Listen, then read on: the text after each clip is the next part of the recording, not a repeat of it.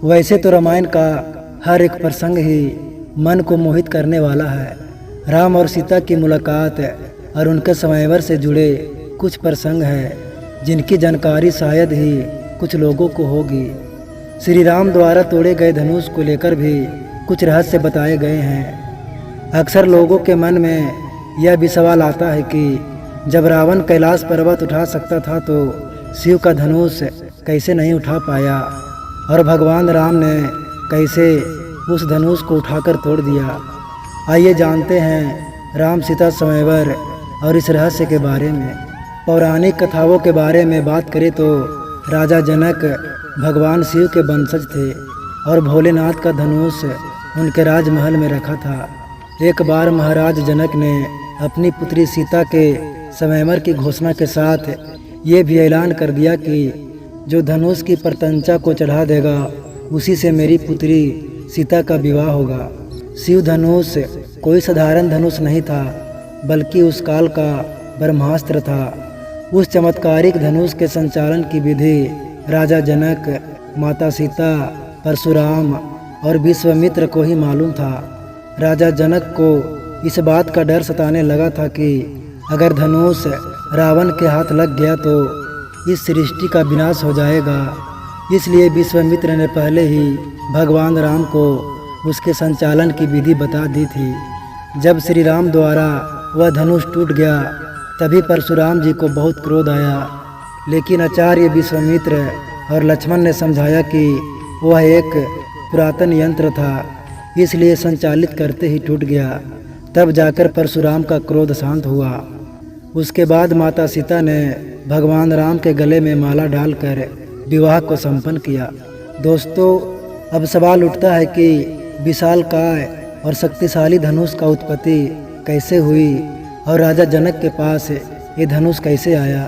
शास्त्रों के अनुसार एक बार महर्षि कण्व ने ब्रह्मदेव की घोर तपस्या की। अपने ध्यान में इतने गहरे खो गए कि बरसों तक बिना हिले तपस्या करते रहे, जिससे उनके शरीर पर दीमकों ने बौबी बना ली। उस बौबी पर बांस का एक पेड़ उगाया जो साधारण नहीं था। ब्रह्मदेव ने महर्षि कण्व की तपस्या से खुश होकर उन्हें उनके मनचाहे वरदान प्रदान किए और उस बांस को भगवान विश्वकर्मा को दे दिए। इनसे विश्वकर्मा जी ने दो शक्तिशाली धनुष सारंग और पिनाक बनाए, जिसमें से एक धनुष श्री हरि विष्णु को दे दिया जिसका नाम था सारंग, और दूसरा धनुष भगवान शिव को दिया जिसका नाम था पिनाक। भगवान शिव ने इस धनुष को त्रिपुरासुर को मारने में उपयोग किया और देवों को सौंप दिया। जब देवों को समय खत्म हुआ तो देवों ने यह धनुष राजा जनक के पूर्वज देवरात को सौंप गया। शिव जी का वह धनुष उन्हीं की धरोहर स्वरूप जनक जी के पास सुरक्षित था। इस धनुष को उठाने की क्षमता कोई नहीं रखता था। एक बार देवी सीता जी ने इस धनुष को उठा दिया था, जिससे प्रभावित होकर जनक जी ने सोचा कि यह कोई साधारण कन्या नहीं है, जो भी इससे विवाह करेगा वो भी साधारण पुरुष नहीं होना चाहिए। इसीलिए जनक जी ने सीता जी के स्वयंवर का आयोजन किया था और यह शर्त रखी थी कि जो कोई भी ये शिव धनुष को उठाकर तोड़ेगा सीता जी उसी से विवाह करेगी। उस सभा में रावण जैसे बड़े बड़े शूरवीर आए हुए थे, लेकिन किसी से भी वो धनुष हिला तक नहीं। अंत में भगवान श्री राम ने शिव धनुष तोड़कर सीता जी से विवाह किया था। दोस्तों, अब बात आती है कि जब रावण कैलाश पर्वत उठा सकता था तो शिव का धनुष कैसे नहीं उठा पाया, और भगवान राम ने कैसे उस धनुष को उठाकर तोड़ दिया। दोस्तों, इस धनुष को उठाने के लिए शक्ति की नहीं बल्कि प्रेम और निरंकार की जरूरत थी। यह मायावी और दिव्य धनुष था। उसे उठाने के लिए दैवीय गुणों की जरूरत थी।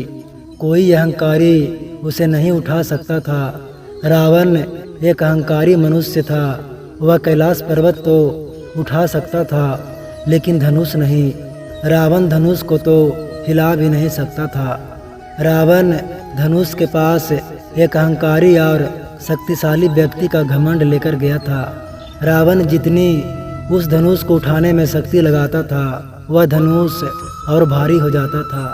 वहाँ सभी राजा अपनी शक्ति और अहंकार से हारे थे। जब प्रभु श्री राम की बारी आई तो वे समझते थे कि यह कोई साधारण धनुष नहीं बल्कि भगवान शिव का धनुष है। इसलिए सबसे पहले उन्होंने धनुष को प्रणाम किया। फिर उन्होंने धनुष की परिक्रमा की और उसे संपूर्ण सम्मान दिया। प्रभु श्री राम की विनयशीलता और निर्मलता के समक्ष धनुष का भारीपन स्वतः ही गायब हो गया और उन्होंने उस धनुष को प्रेम पूर्वक उठाया और उसकी प्रतंचा चढ़ाई और उसे झुकाते ही धनुष खुद ब खुद टूट गया। कहते हैं कि जिस प्रकार सीता शिव जी का ध्यान कर सहज भाव बिना बल लगाए धनुष उठा लेती थी, उसी प्रकार श्री राम ने भी धनुष को उठाने का प्रयास किया और सफल हुए।